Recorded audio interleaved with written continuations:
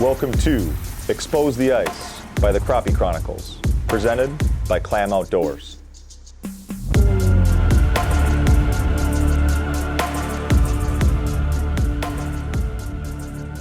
Welcome to another episode of Expose the Ice, powered by Dakota Lithium. Today, we are going to show you how to break down a basin for crappies. Number one thing I want to talk about before we dive into this, we got a bunch of info for all of you here, but if you want to see some really good game time footage of us breaking down a basin, in season 3, episode 10, Welcome to Maine, there is a 7 to 8 minute section of GRIFF breaking down a basin, showing you guys lake maps, his thought process, and everything. We've done a lot of basin fishing over the years. You can go look at the YouTube channel and see a bunch of it, but that is number one, a great way to dive into it. So now, as we're getting into this, Waldo, we have the One Boat Network app. We're going to show you some images from that, from Humminbird, and with that, we will be giving away a 1-year subscription to anybody who's interacting on our videos. We'll be giving one away for every video this year. Yeah. But the number one thing, Waldo, all the people want to know, they always ask, what is a basin? Yeah, so a basin is a soft bottom area that is deeper than the surrounding areas. So right here, these are basins. This is a very elongated one. They can be small, they can be very deep, but all these are areas that are basins. So that's why we have them highlighted on the depth highlight. With this, you'll have deeper water basins. A lot of times fish can be either suspended over the middle of it or they're going to be on the area around it, whether it's inside turns or points. But basin is simply just a deeper area of water that has soft bottom than the area around it. So like Waldo mentioned, as you can see up here, I'm going to sneak by you. You can see different colors on this map. And this is one reason we love the One Boat Network app and Lake Master Mapping. You can set your depth highlights. So if we pop this up here, boom. So all you have to do is go into your settings, you click depth highlights on, and then as you can see, you got shallow water, you can do a depth highlight 1, you can do a depth highlight 2. All that is you can pick the color of what's popping out. This is an enormously helpful tool for fishing basins. Waldo, how do you like to use your depth highlights? Yeah, so with my depth highlights, typically I like to utilize both highlight 1 and highlight 2. Oftentimes, different times of the day, you will find fish shallower or deeper, and they'll move in between. So usually, depending on water clarity is where I set my first depth highlight setting. I like to do that one around the edges. So I'll do that one a little bit shallower, oftentimes, usually, let's say 10 to 15 foot, somewhere in that range, and then one out a little bit deeper from there. And when I set my depth highlights, you have a minimum and maximum range. So let's say I get out to the lake and I see signs of life in 15 foot of water. What I'll then do is I'll set my minimum range to about 12 foot or 13 foot, and then I'll set my maximum range to about 16 or 17 foot. That'll give me a nice highlight window, so I know anywhere on the lake map that I look, if I see that green highlight bar, it's my depth of interest, and I can pick out inside turns and points a lot easier that way. And then I'll have a highlight 2 of a depth of water that's a little bit deeper than that first highlight window, so then I know if the fish were to move or sink out, where they might go. And it makes it very easy to have your mapping organized that way.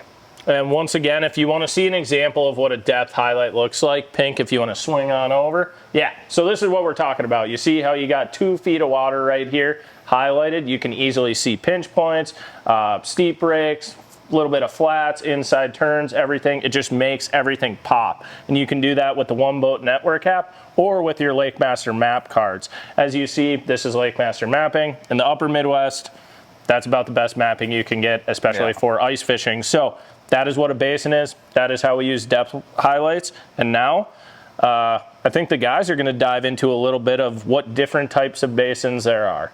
We like to think that there's 3 different types of basins that we're breaking down when we're looking at any different type of water. And the first type of basin we want to talk about is a featureless basin.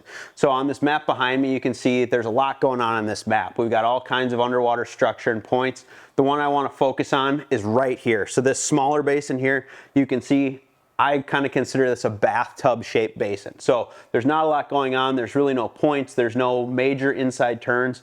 It's essentially just a round, tapering basin with no identifiable structure within it. And those type of basins can be really good.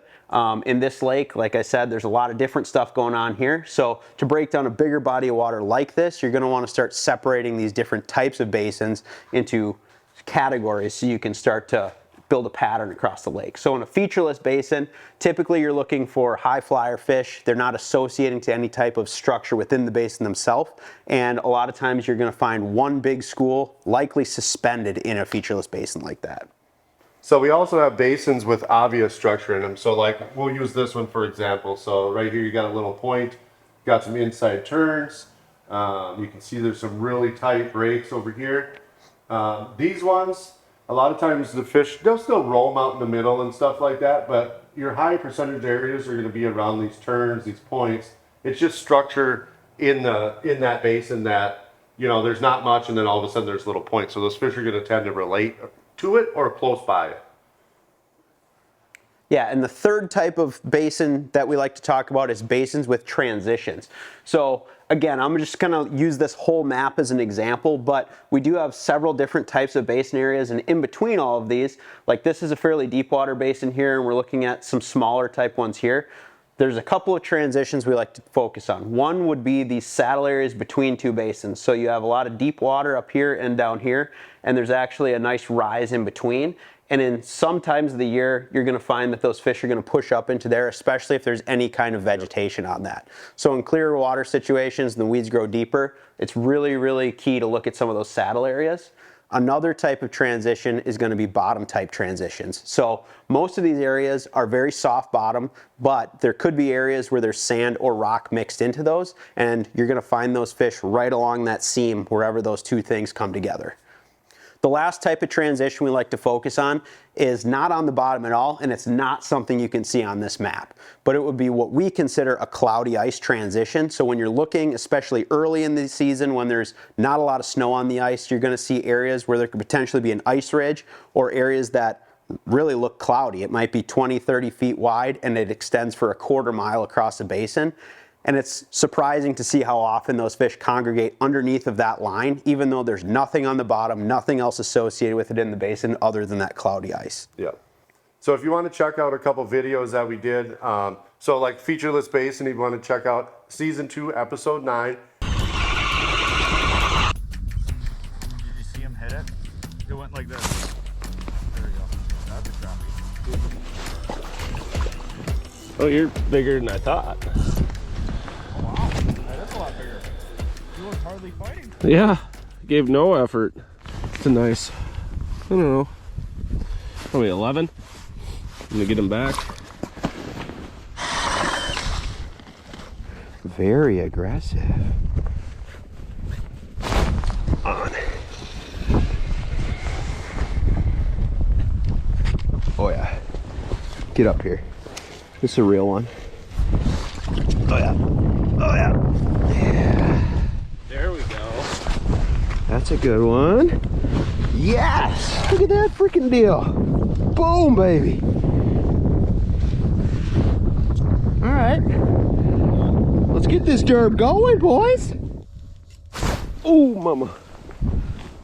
Eesh. That was ugly. Oh. At least it's a big mark. Damn it. They eat. That one seems better. Yeah, it is. Ooh. Oh, broke me off. Giant. Right at the hole, dude. He was right there. How big was it? The whole bottom of the hole was just white. There's Bart. That looks a little bit better. We're gonna see when he gets to the hole if he gets a lot of. Ooh, he came off. That's a bummer. It was a big mark. I should probably pull the Vex out from now on.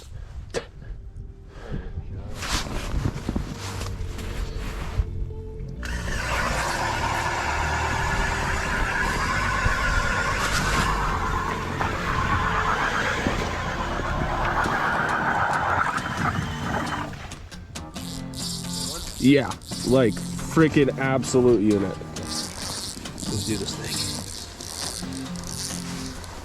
Come on, baby. Dude, this is a freaking giant. Yeah. Oh, don't do that. Don't do that. Don't do that. Come here, baby. Come here. Oh, it's a real one. It's a freaking real one, baby. Woo! Baby, give me some of that. Giant white. Yeah.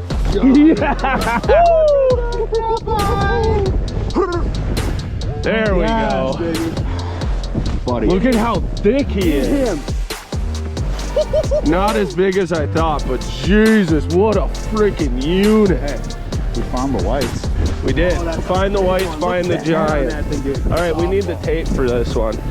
Just got this unit of a white crappie. And then basins with structure, you want to check out season 3, episode 1. Those would be good videos to watch, just to kind of see how we attacked it, how we broke it down, and what we ended up catching at the end of the day.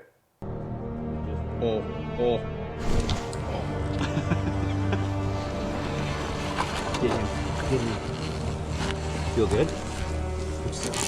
Oh, it's gonna be easy. It seems good. I'm gonna try to get some of the slush out. I got the waterproof gloves on. Okay. You want to move the unit in here? Oh yeah! Oh, stud, dude. First stud of the year. Dude, that's a 2-pounder. Look how thick it is. Look at the back of that fish. There we go. Giant. More. Get the transducer back in. There was like 3 of them. All right. Look at how wide the body is on that fish. Look at that. That is Oh, dude, a there's another unit. one. There's another one. We got this absolute bomb of a crappie. Huge back on it. We're gonna weigh it quick just to see. We've been doing this more because it really shows the size difference across the state of how big crappies actually can be. And that one, 194. That's locking in at 199. 199, baby. 199. I don't know if you can see Dang that. near a 2-pounder. Now let's see what. But this thing is abnormally thick. Like, Yeah. that is a freak. Now let's see. 14 and a quarter. 14 and a quarter, and it's dang near a 2-pounder. That is stinking awesome, baby. Sick fish, dude. Okay, we're gonna release them. This fish should release real nice. Oh, would you look at that? Gone. That's what I'm talking Yeah, about. that Give me is some. perfect. Boom. Think you want to just point me whatever direction? Yeah. I think they were out. Just nobody move. Nobody move. Okay, they're right here. They're like 5 feet away, so. Seriously? Yeah, they were like right there. See the fins. Ooh, this This one's one's big. big though.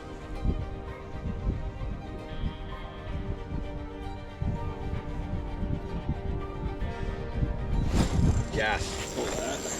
Another brick. Let's go, bro. Come on. That's a big one too. You grabbing it? Yeah, I'll get her. Oh, yeah. There you go, buddy. Go, baby. Yeah. Boom. Well, Waldo just banged that big one out of here. What was it, 199? And I was over there putting a pinhead on. I came back. Pink was like, we're going to direct us, see where they went. And they were right here. Dropped back down there and immediately came in and throttled it. Look at the lateral line on that thing. It's like raised. Seriously, it is. That thing's insane. Look how tall it is. How long we got on this one, boss? This one's probably going to go, I bet, 14, 13. Sheesh. 13? 13 and 3/4. Just a beef. Yeah. Just yeah, so we're on the other side of the lake. We're gonna get this one back. Bye.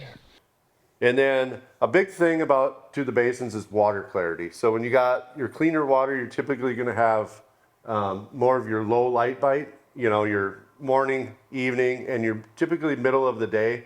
You can still give them a bite, but that typically middle of the day, they're not gonna be as aggressive. And then if you find like a dirty water basin, those fish tend to bite longer throughout the day. They usually ride a little differently in the water. You'll notice that as you go through them.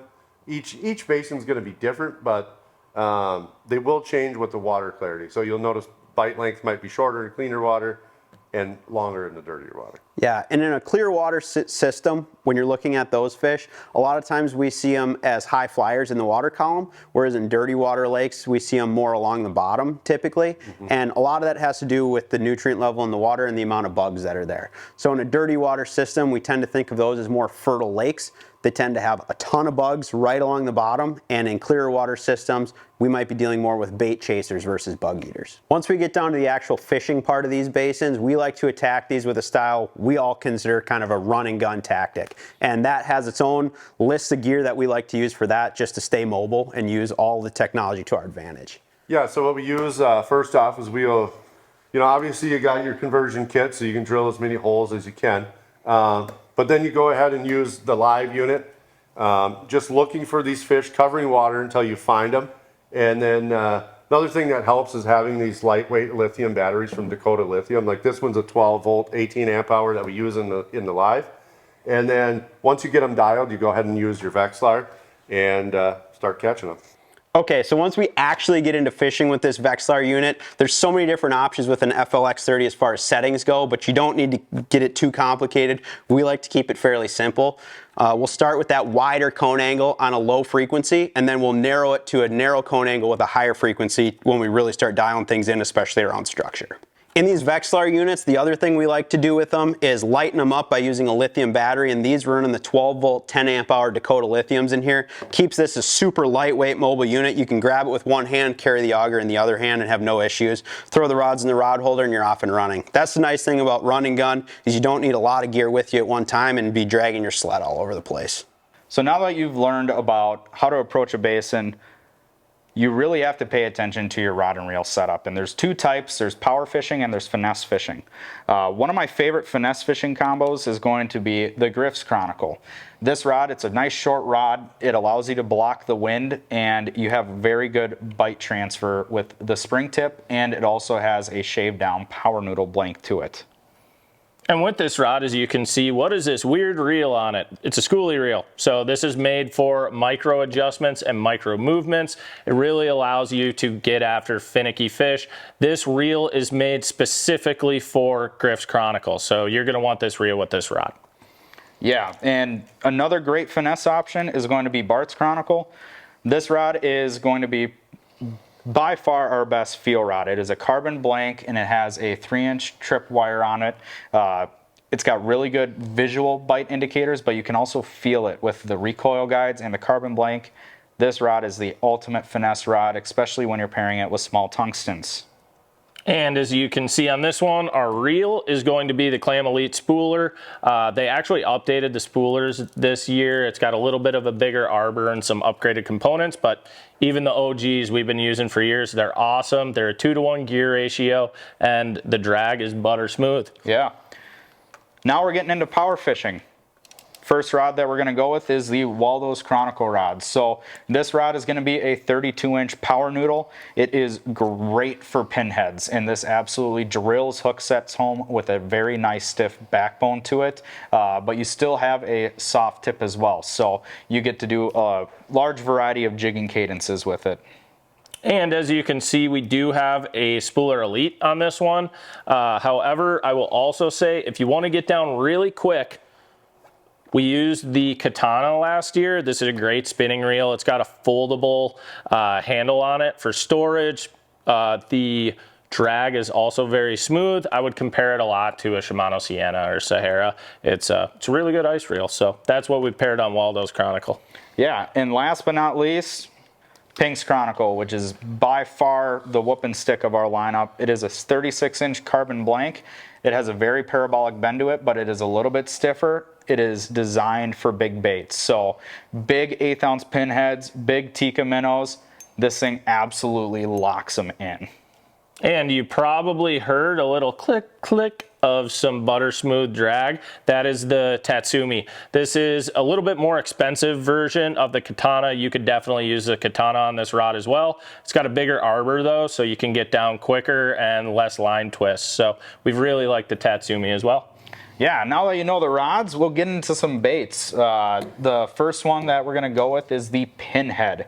And the Pinhead has by far been our staple bait over the last, I don't even know how many years we've been using it now. We use a couple different sizes, 16th ounce, and then every once in a while we'll upsize to an 1/8. It gets down quick and it just simply catches fish. You don't even need bait on it. It has a little flipper on the bottom of it that just really calls in those neutral bites, but when they're aggressive, they absolutely rip into it. The next bait that we're going to have is a new bait for this year. The Tikka Flash. It is a hybrid bait in between the Tikka Minnow and the Pinhead. If you notice, it almost looks like a little tail spinner on it. It has that same flap that the Pinhead has, but it's in a bait profile like the Tikka Minnow. Yeah, the only thing I'd say with the Tikka Flash is if you get the 1/16, a little tackle hack for you is get the number 16 size, that was a mouthful, gaff hook to put on it. You'll get better hookups and you won't catch the split ring as much. Yeah, that would be a really good improvement on it. Next, we're going to go to our tungsten setup. So right here, we've got drop kicks. That is by far one of our more favorite tungstens because it has a very good kicking action to it, hence the name. We do a wide variety of sizes with it. Typically, we start out with the 4mm size. We will go up or down depending on the bites we get off of it, but 4mm pairs very well with a lot of the tungstens or a lot of the plastic options. And then we also have the Drop XLs. And we use the Drop XLs because it has a very large gap to the hook. Hookup ratio is very good, and it also holds larger plastics well as, I mean, we have a bunch of different large plastic options, a few of those being the Mackie Mackie, the Mackie Whammy, and your Mackie Jamie. And all those are bug profiles. Mackie Jamie and the Mackie Mackie are more of like a creature bait style. They more so capture like an intrigue reaction out of the fish. It's not more of a reaction strike, whereas the Mackie Whammy is just a very good bloodworm imitator, and you can trim it down and do a bunch of different cool things with it too. Exactly, and the only additional product I would say you will want for attacking basins is the clam conversion kit. The reason you want this, you just saw me pick it up with one hand. It is very light, it is very mobile, and you can cut a ton of holes with it. And when you're in a basin, that tends to be what you're doing. Yeah, and a couple small options is the clam jig box, the slim jig box. It's very easy to fit into a cargo pocket. And then the tungsten tool is absolutely awesome because you don't chip the paint off of your baits. Exactly. So thank you everybody for watching this episode. Hopefully you learned how to break down a basin for crappies. This has been another episode of Expose the Ice. We'll see you next time.